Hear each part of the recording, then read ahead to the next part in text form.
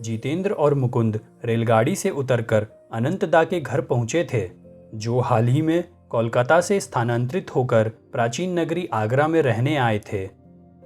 लगता है आश्रम में बड़ा ज्ञान पा लिया है तुमने, पर बनारस तो तुमने छोड़ दिया है। अनंतदा की आंखें आत्मतृप्ति के भाव से चमक रही थी। उन्हें अब भी आशा थी कि वे मुकुंद के पंखों को समेटकर पारिवारिक घोंसले में सुरक्षित रख पाएंगे। मुकुंद ने कहा, बनारस में मेरा अल्पवास व्यर्थ नहीं हुआ। मेरा हृदय जिसके लिए तड़प रहा था उसे मैंने वहां पा लिया है।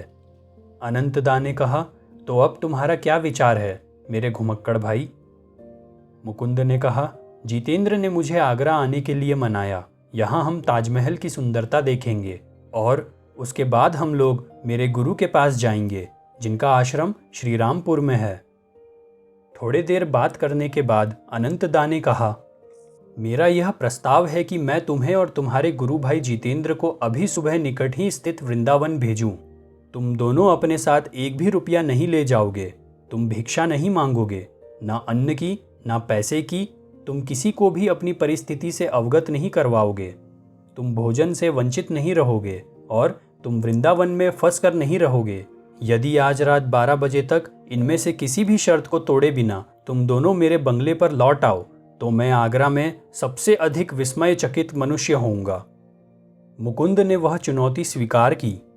अनंतदा ने कहा, तुम्हारी यह अनुकूलता सराहनीय है। मैं अभी तुरंत ही तुम लोगों को रेलगाड़ी पर बिठा देता हूँ। वे आश्चर्यचकित जितेंद्र की ओर मुड़े और कहा, तुम्हें भी इसके साथ जाना होगा, एक गवाह के रूप में, और इस पर आने वाली आपदाओं में जिसकी संभावना अधिक है, एक सहभागी के रूप में। गाड़ी दौड़ती जा रही थी और जितेंद्र उदास होकर खामोश बैठा था। आखिर हरकत में आते हुए वह मुकुंद की ओर झुका और एक पीड़ाजनक चुटकी काटते हुए बोला, मुझे तो कोई लक्षण दिखाई नहीं दे रहे हैं कि भगवान हमारे अगले भोजन की कोई व्यवस्था करने वाला है। मुकुंद ने कहा, चुप रहो संशय आत्मा। भगवान हमारे साथ है और हमारी सारी व्यवस्था कर रहे हैं। हम आज वृंदावन के पवित्र स्थानों का पहली बार दर्शन करने जा रहे हैं ना। मुझे तो इस विचार से ही गहरा आनंद हो रहा है कि भगवान श्री कृष्ण की पदधूलि से पुनीत उस भूमि पर आज हम चलेंगे। गाड़ी स्टेशन पर पहुंचकर रुक चुकी थी। जितेंद्र और मुकुंद प्लेटफॉर्म पर उतरे तो संयोग से सहयात्री बने सज्जनों ने दोनों का हाथ थामकर एक घोड़ा गाड़ी को बुलाया। दोनों एक भव्य वैभवशाली आश्रम के सामने उतरे। कुछ भी कहे बिना एक मुस्कुराता लड़का दोनों को बैठक खाने में ले गया। शीघ्र ही वहां एक शालीन सौम्य दर्शना प्रौढ़ महिला आ पहुंची।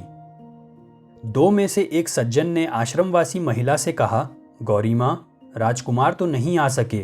अंतिम क्षण में उन्हें अपना कार्यक्रम बदलना पड़ा। इसके लिए उन्होंने खेद व्यक्त किया है, परंतु हम दूसरे दो अतिथियों को ले आए हैं।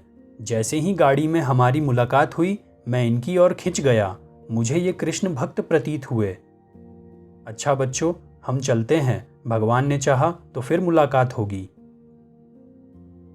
गौरी माँ ममतामयी ढंग से मुस्कुराईं और कहा, तुम्हारे आगमन का आज से अधिक अच्छा दिन दूसरा कोई ना होता।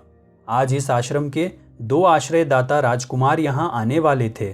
कितने खेद की बात होती यदि मेरे बनाए पकवान को सराहने वाला कोई ना होता। इन मधुर शब्दों का जितेंद्र पर आश्चर्यजनक प्रभाव पड़ा। उसकी आंखों से अश्रुधाराएं बहने लगी। वृंदावन में जिस आगे की परिस्थिति का उसे भय था, वह तो राजसी सत्कार में बदल रही थी। भोजन के बाद दोनों गौरी माँ का आशीर्वाद और आश्रम में पुनः आने के निमंत्रण के साथ वहां से चल पड़े। जितेंद्र और मुकुंद आश्रम के फाटक के पास स्थित एक विशाल कदम वृक्ष की छाया में जाकर खड़े हो गए। वहां पहुंचते ही जितेंद्र के मुंह से तीव्र शब्द बाण चलने लगे। तुमने अच्छी मुसीबत में फंसा दिया है आज मुझे। हमारा यह भोजन तो केवल एक संयोग था। हम दोनों के पास एक भी पैसा तो है नहीं। इस शहर का दृश्यावलोकन कैसे करेंगे? और सबसे बड़ी बात तो यह है कि बिना पैसों के तुम मुझे अनंत के घर तक वापस कैसे ले जाने वाले हो? मुकुंद ने कहा, तुम भगवान को जल्द ही भूल जाते हो।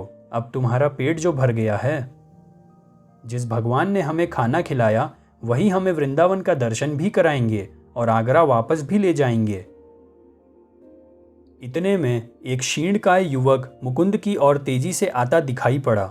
उसी कदम्ब वृक्ष के नीचे आकर उसने मुकुंद के सामने शीश झुकाया और कहा, मेरी उपासना के दौरान परम कृपालु भगवान श्री कृष्ण मेरी अंतःदृष्टि में प्रकट हुए। उन्होंने इसी वृक्ष के नीचे मुझे 2 असहाय आकृतियां दिखाई। उनमें से एक आपका ही चेहरा था। मेरे गुरुदेव, मैंने यह चेहरा प्रायः ध्यान में देखा है। आप यदि मेरी सेवा स्वीकार करें तो कितना आनंद होगा मुझे। मुकुंद सहर्ष तैयार हो गया। उस युवक ने, जिसने अपना नाम प्रताप चटर्जी बताया, एक घोड़ा गाड़ी रुकवाई। तीनों ने मदन मोहन मंदिर और कुछ अन्य कृष्ण मंदिरों में जाकर दर्शन किए। मंदिर दर्शन समाप्त होने से पहले ही रात हो गई। प्रताप रेलवे स्टेशन के नज़दीक एक दुकान में चला गया। प्रताप ने कुछ समय तो लिया, परंतु जब आया तो वह अनेक मिठाइयों के उपहार लेकर आया। प्रताप ने अनुरोधपूर्ण ढंग से मुस्कुराते हुए 1 रुपये के नोटों का एक बंडल और आगरा के 2 टिकट जो उसने अभी अभी खरीदे थे, मुकुंद और जितेंद्र के सामने बढ़ा दिए। मुकुंद ने कहा, प्रताप, अब मैं तुम्हें आधुनिक युग के सबसे महान योगी लाहिरी महाशय के क्रिया योग में दीक्षित करूंगा। उनकी यह साधना प्रविधि ही अब तुम्हारी गुरु होगी। हिंदू शास्त्र कहते हैं कि जन्म लेने वाली आत्मा को माया से मुक्त होने के लिए 10 लाख वर्ष लगते हैं। यह प्राकृतिक अवधि क्रिया योग के अभ्यास से बहुत ज्यादा घट जाती है। गाड़ी में चढ़ते वक्त मुकुंद तो आनंद से भरा था, पर जितेंद्र के लिए आज आंसू बहाने का ही दिन था। मध्य रात्रि होने को थी। अकिंचन अवस्था में भेजे गए उन 2 बालकों ने अनंत के शयन कक्ष में प्रवेश किया। मुकुंद ने चुपचाप एक टेबल पर रुपए के नोटों की वर्षा कर दी। जितेंद्र, सच सच बताओ। अनंतदा मजाक करने के अंदाज में बोले, इस लड़के ने रास्ते में किसी को लूटा है ना? परंतु जैसे जैसे यात्रा की कहानी खुलती गई, अनंतदा शांत होकर फिर गंभीर हो गए। रात बहुत हो गई थी, तब भी अनंतदा ने आग्रह किया कि उन्हें भी उसी समय क्रिया योग की दीक्षा दी जाए। गुरु मुकुंद को एक ही रात में 2-2 अनचाहे शिष्यों की जिम्मेदारी अपने कंधों पर लेनी पड़ी। दूसरे दिन प्रातःकाल अनंतदा से विदा लेकर मुकुंद और जितेंद्र ताजमहल घूमने निकल पड़े। ताजमहल घूमने के पश्चात जितेंद्र और मुकुंद रेलगाड़ी से दक्षिण दिशा में बंगाल की ओर जा रहे थे। कोलकाता पहुंचते ही जितेंद्र ने कहा, मुकुंद, मैंने कई महीनों से अपने परिवारजनों को नहीं देखा है। मैंने अपना इरादा बदल दिया है। शायद फिर कभी मैं तुम्हारे गुरु से मिलने श्रीरामपुर आऊंगा। जितेंद्र से कोलकाता में विदा लेने के बाद मुकुंद एक लोकल ट्रेन पकड़कर श्रीरामपुर पहुंच गया। आज पहली बार मुकुंद ने उस आश्रम में प्रवेश किया जहां अपने जीवन के अगले 10 वर्षों के सर्वोत्तम अंश भारत के ज्ञानावतार के साथ बिताने वाला था।